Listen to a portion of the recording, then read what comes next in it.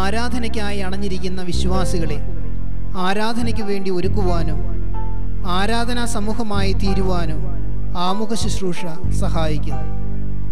അടയാളങ്ങളിലൂടെയും പ്രതീകങ്ങളിലൂടെയും ഈശോ മിശിഹായുടെ മനുഷ്യാവതാരവും അതിൻ്റെ പഴയ നിയമ പശ്ചാത്തലവും രഹസ്യ ജീവിതവും ജോർദാൻ നദിയിൽ വെച്ചുള്ള ഈശോയുടെ മാമോദീസായും പ്രത്യക്ഷീകരണവുമാണ് ആമുഖ ശുശ്രൂഷയിൽ ആഘോഷിക്കുക.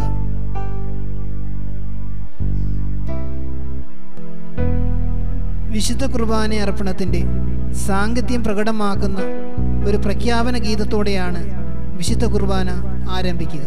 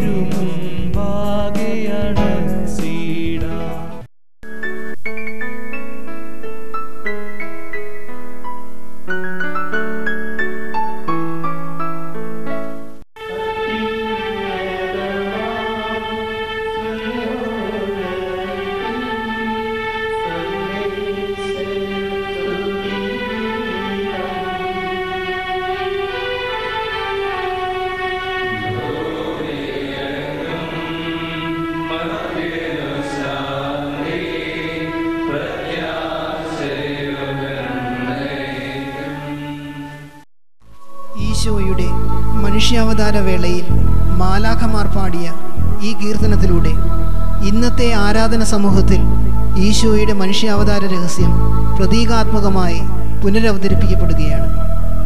അതോടൊപ്പം ഈശോയുടെ മനുഷ്യാവതാരത്തിലുള്ള നമ്മുടെ വിശ്വാസം ഏറ്റുപറയുകയുമാണ്. മനുഷ്യരക്ഷാർത്ഥമുള്ള ദൈവത്തിൻ്റെ വിളിക്ക് പ്രത്യുത്തരം നൽകുകയാണ് സ്വർഗസ്ഥനായ പിതാവേ എന്ന പ്രാർത്ഥനയിലൂടെ.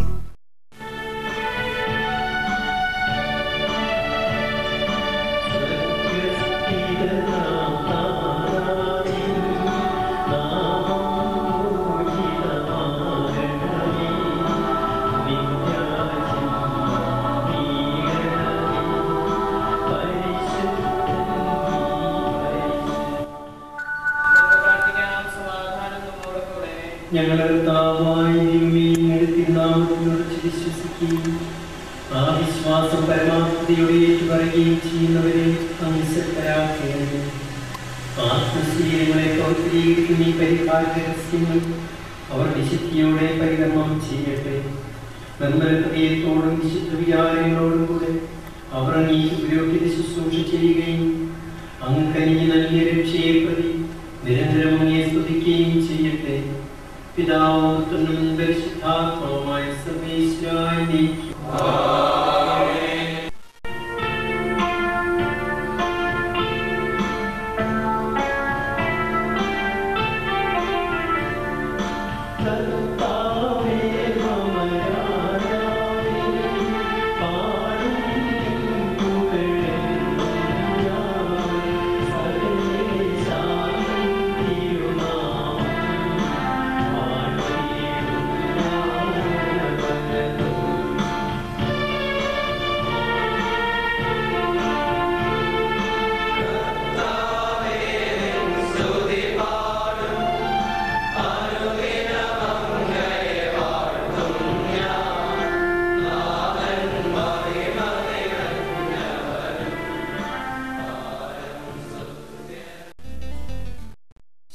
പൂർത്തിയായ രക്ഷാകര പദ്ധതിയുടെ പഴയ നിയമ സാഹചര്യം അവതരിപ്പിക്കുകയാണ് സങ്കീർത്തനങ്ങളുടെ ധർമ്മം.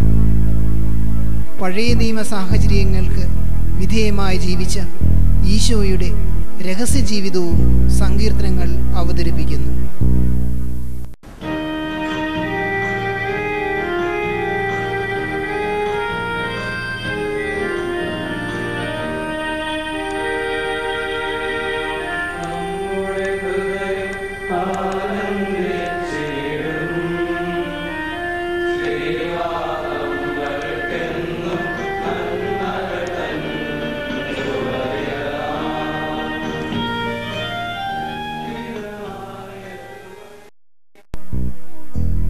നമ്മുടെ രക്ഷയുടെ അടയാളമായ കുരിശിനെ വണങ്ങിക്കൊണ്ടുള്ള റാസയിലെ ഒരു പ്രത്യേക കർമ്മമാണ് ഇത്. കുരിശ് വഴിയായി നമ്മെ രക്ഷിച്ച ഈശോയോടുള്ള നമ്മുടെ സ്നേഹവും വിശ്വാസവും പ്രഖ്യാപിക്കുകയാണ് ഈ കുരിശ് ചുംബനത്തിലൂടെ.